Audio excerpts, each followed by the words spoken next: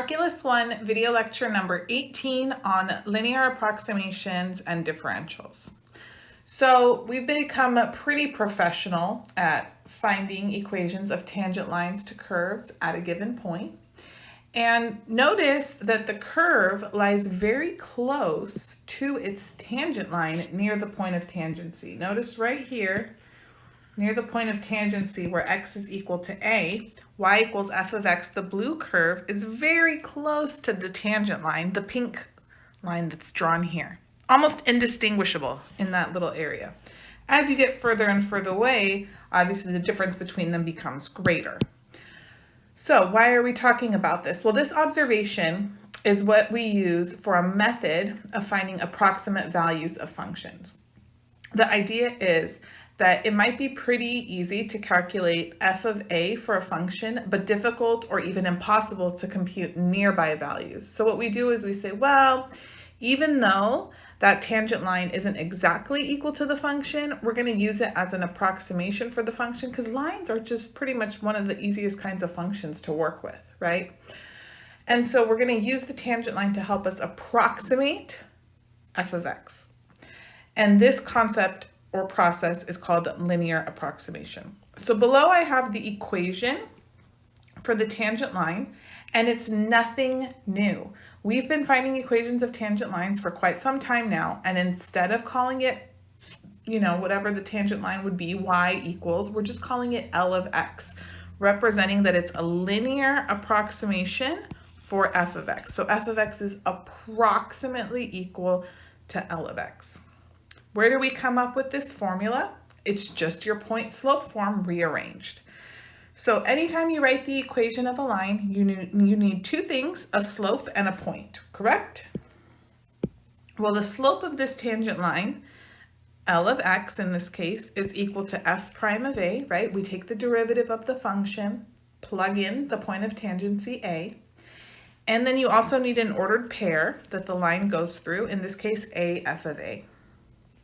So all we do is we plug everything in to point slope form that you should remember from your good old algebra days. So nostalgic. So here we go. You're going to have y minus, well, this is x1, y1, right? That's my point. So y minus f of a equals m, well, there's my m, f prime of a, times x minus x1, which is a. And that's it. So then you have right here, y equals, move that f of a over, f of a plus f prime of a times x minus a.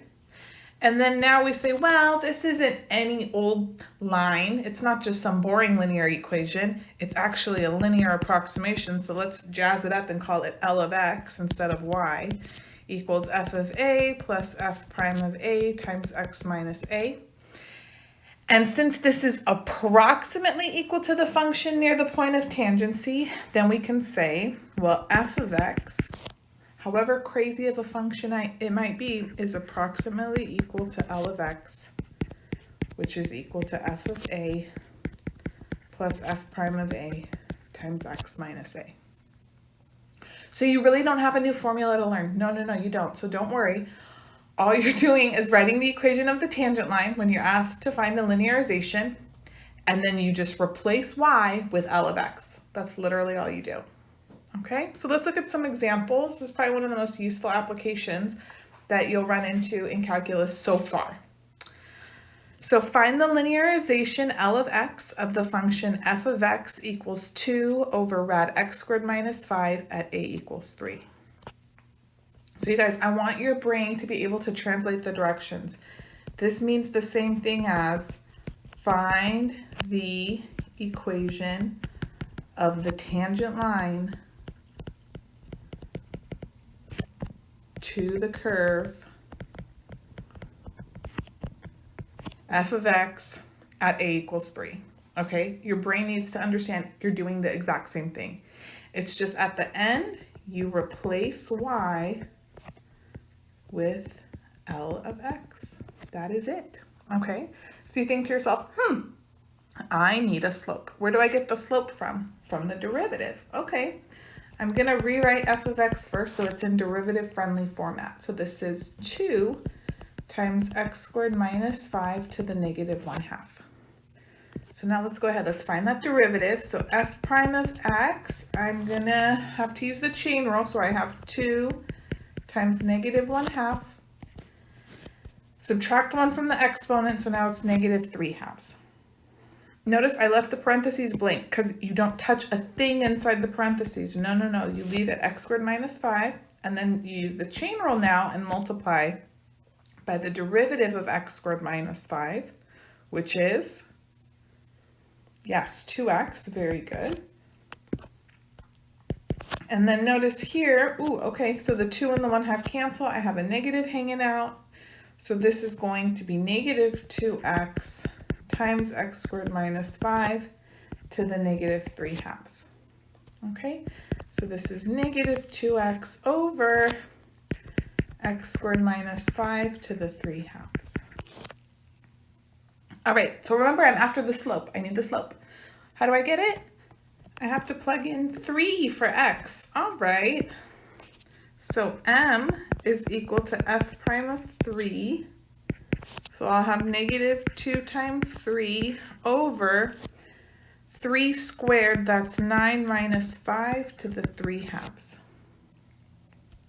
So this is negative 6 over 4 to the 3/2, that's the square root of 4, which is 2 cubed, so 8. And this gives me negative 3/4. So there's my slope. Yay! Now what's the other thing I need? I need a point. The point is at a, f of a. So it's at 3, comma, f of 3. So f of 3 is 2 over square root of 9 minus 5, which is 4.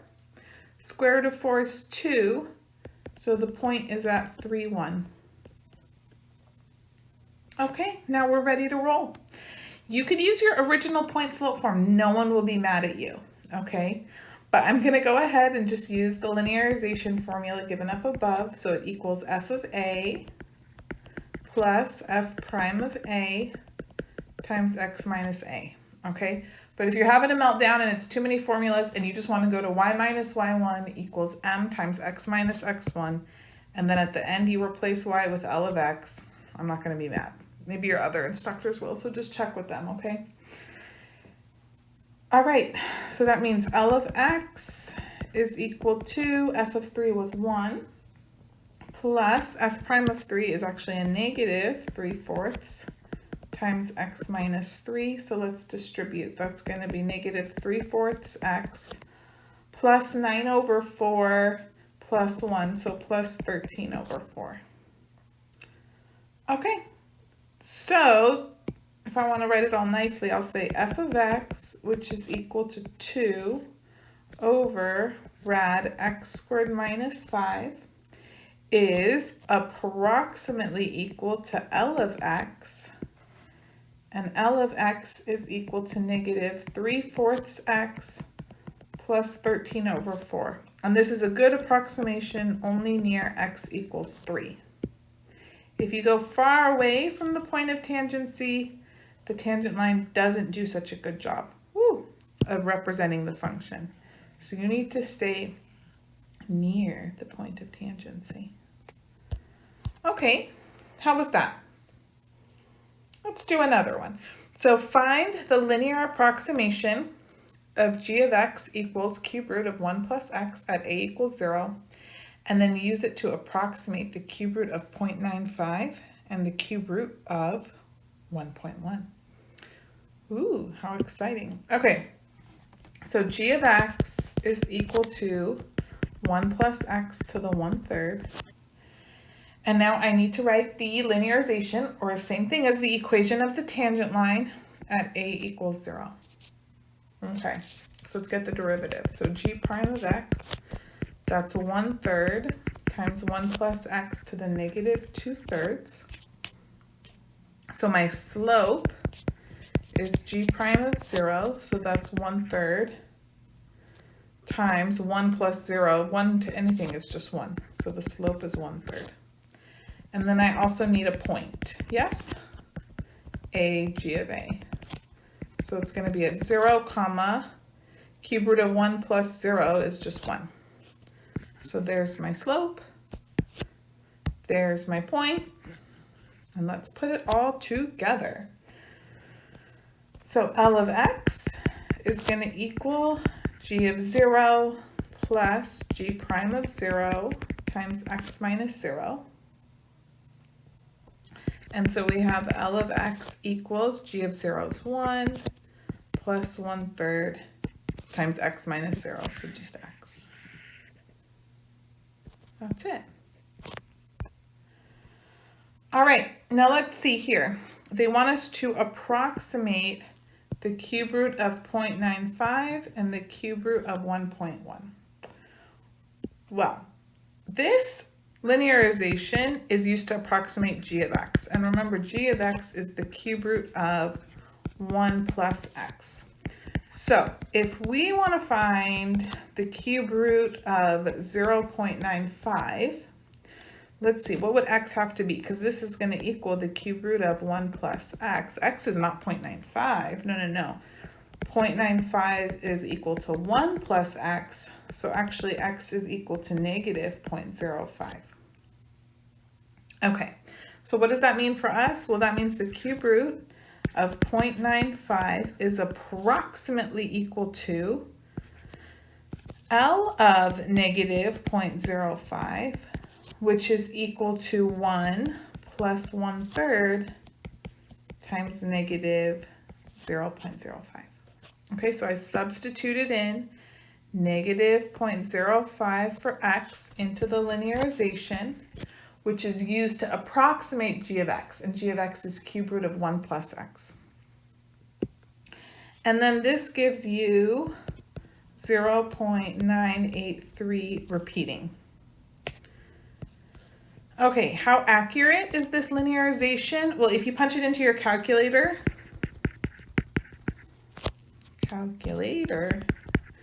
the actual cube root of 0.95 comes out to be, I'll just write out the whole display, 0.983047572. So we had accuracy up until the 4th decimal place, which is pretty good. Not bad, I would say. Okay, and then we need to do one more approximation, right? We need the cube root of 1.1. So we want to see what x needs to be, right? Because the cube root of 1.1 is equal to the cube root of 1 plus x. So that means 1.1 has to equal 1 plus x. So x is 0.1. Okay, so the cube root of 1.1 is approximately equal to L of 0.1. L of x is 1 plus 1/3 x. And this comes out to 1.03 repeating. Now, how close is this? In the calculator, you can punch in and check the actual cube root of 1.1 is approximately 1.032280115. So we had accuracy up till the 1,000th decimal place, so only for the first 2 decimal places. Hey, not bad, right? Notice this 1.1 is further away from the point of tangency than negative 0.05 was for 0.95, right? This difference here, this x is larger than the x here. So that's why we didn't have as accurate of an approximation. Okay, good. Now another concept that is useful is that of differentials, okay? And so we're revisiting pretty much the same picture at the beginning of the lesson, but notice it's labeled a little bit differently. So the function here, y equals f of x, that's still in blue, that's f of x. Okay, and then the pink line is the equation of the tangent line at some point P. Okay, so this is the tangent line, L of x, but we're looking at it differently now. Oh yes. So the tangent line is drawn at some point P, and then say I want to use it to approximate what f is at some other point, x plus delta x. So we're moving some distance here, and I want to use the tangent line to approximate what the function is equal to at some other point. Well, notice here, the function changes delta x, and then there's a change in y, which we call delta y on the function. So delta x and delta y, these are associated with the change on the function, on f of x. Now, we also know that the slope of the tangent line, right, m tan, is equal to f prime of x, which is dy over dx. And you could think of that as rise over run. Why is that helpful? Well, because if you're thinking in terms of slope, to go from P to R on the tangent line, this is the rise, this is the run. So if I break it up, dy is the rise and dx is the run. So that's the change in x and y on the tangent line. So dx and dy are associated with the tangent line. Okay, now let me ask you something. Look at this picture carefully. Do you see how delta x and dx are the same? So delta x, that's the change in x on the function, and that's also the run, or the change in x on the tangent line. These two distances are equal to each other. So delta x and dx are the same. Are delta y and dy the same? Look at them. I'm going to erase some of this craziness going on here, okay? So it's a cleaner picture. Delta y is the change in y with f of x, associated with f of x. dy is the change in y that occurs on the tangent line as you move from P to R. Are they the same? No, look, they're different by this much. So delta y represents how much f of x rises or falls. dy represents how much the tangent line rises or falls. No, they are not equal to each other. However, sometimes we use dy to approximate delta y. Delta y is the change on the curve, right, in y, on f of x. So if you're actually going to compute it, you would take f of x plus delta x minus f of x. This is sometimes difficult to compute. Can be difficult to find. So we use dy to approximate delta y. That's the idea. Okay, obviously there's error. That's the error right there. But, you know, if you stay close to the point of tangency, the error is not so much. As you get further and further away, then it gets bigger and bigger. How do you find dy? Well, you can just break apart dy over dx. That's why when we think of them as differentials, we separate them from each other. So since f prime of x equals dy dx, the differential dy is equal to f prime of x times dx. So that's what we're going to practice finding right now. What do you need to take away from this? Here's the big thing. Delta x and delta y are associated with changes in f of x. Dx and dy are associated with changes in the tangent line. Dx and delta x are the same. Dy and delta y not the same. Which one's easier to find? Dy. This is easier to find. Delta y usually harder to find, so we approximate it with dy. Got it? Great. So let's look at just some examples finding the differentials, and then we'll use it to do approximations.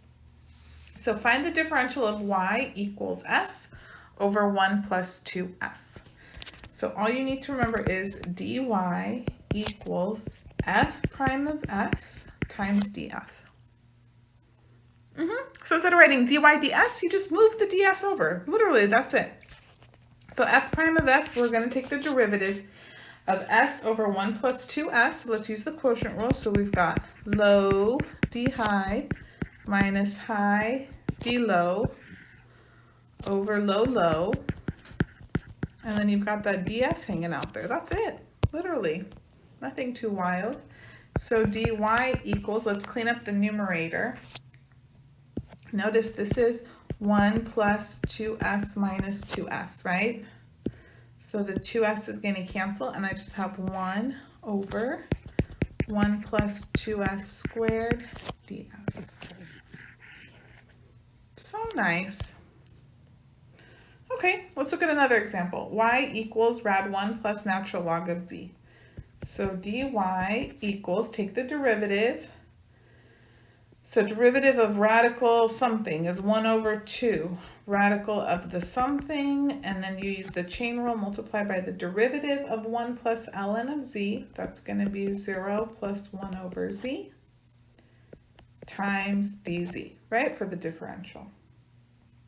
And then just clean it up. So dy is going to equal, I have dz in the numerator.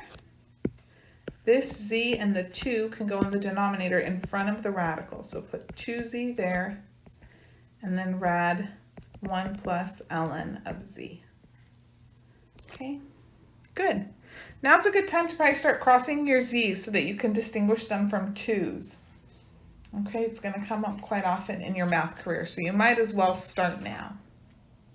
Next example, compute delta y and dy, and then sketch a diagram showing segments with lengths dx, dy, and delta y. So our function here is y equals rad x is equal to 1, and they told me delta x is equal to 1. So if delta x is 1, then right away I know dx is also 1, right? Remember, dx and delta x are equal. And then dy, the differential, is equal to f prime of x dx. So let's take the derivative here of rad x. That's going to be 1/2 x to the negative 1/2 times dx. And now I'm going to substitute in all the info they gave me. So I have 1/2 times, well, x is 1, right? So that's just 1. And dx is also 1. So dy is 1/2.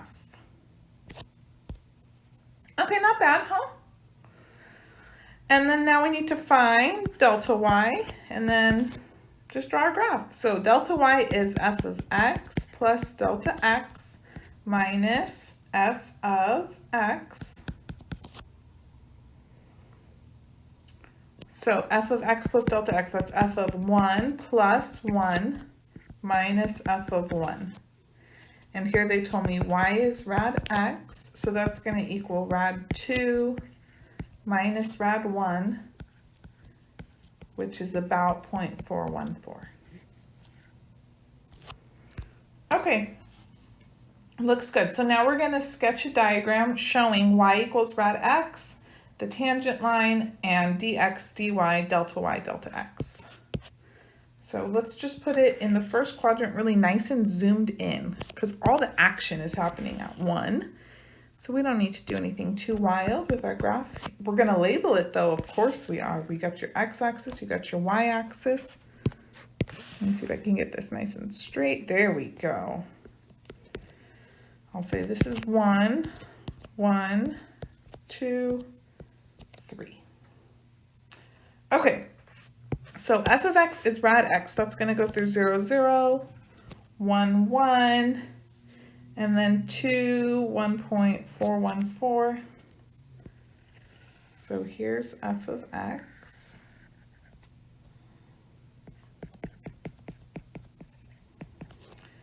And then let's draw a tangent line at x equals 1.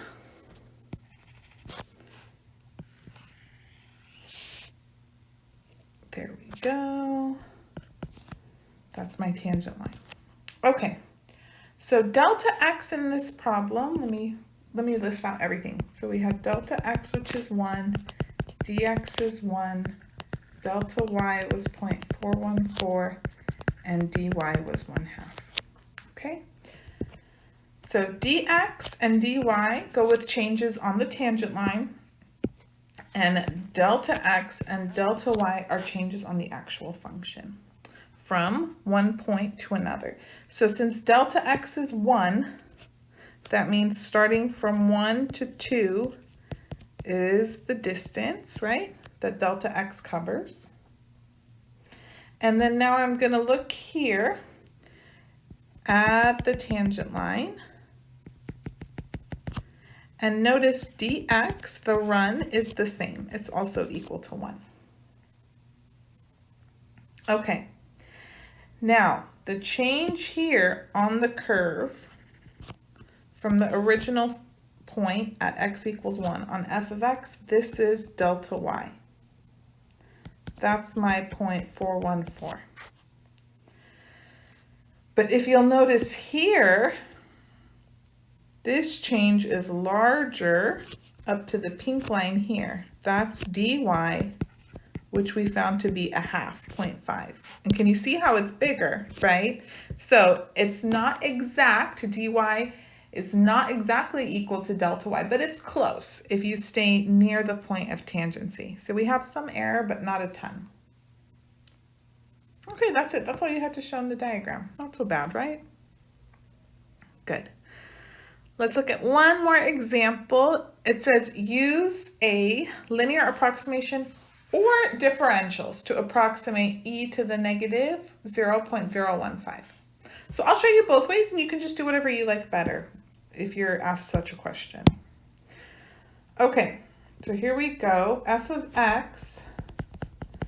Well, I'm going to let f of x equal e to the x since I'm trying to estimate e raised to some power, where in this case x is equal to negative 0.015. So say we use differentials. Let's start off with that one.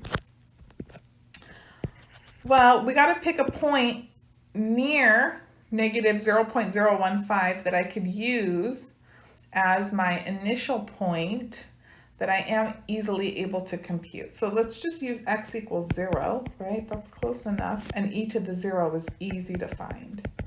So f of x is e to the x. F prime of x is e to the x. So the differential dy is e to the x dx. Now remember, dx is the same as delta x. And if we're starting near x equals 0, then delta x is going to be negative 0.015. And I want to know what delta y is. Well, I can't find it exactly, so I'm just going to approximate it using dy. So dy is going to be e to the 0 times dx, which is also negative 0.015. Now what's e to the 0, guys?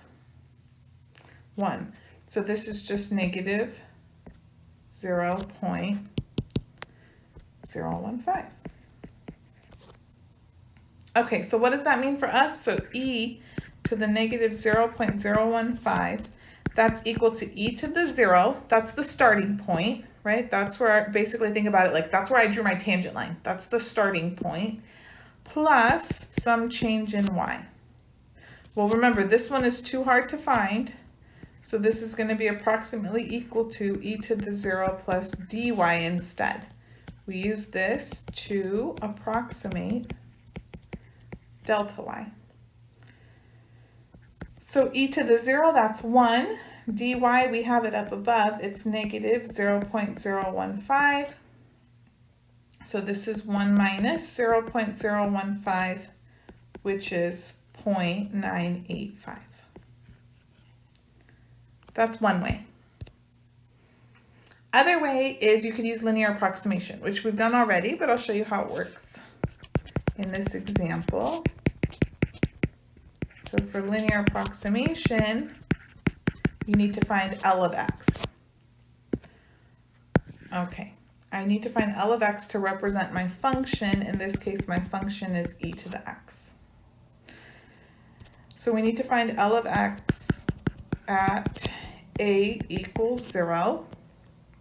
So So to do that, let's get f prime of x. Well, it's just e to the x. The slope is f prime of 0. So e to the 0 is just 1. And then I need a point, right? A, f of a.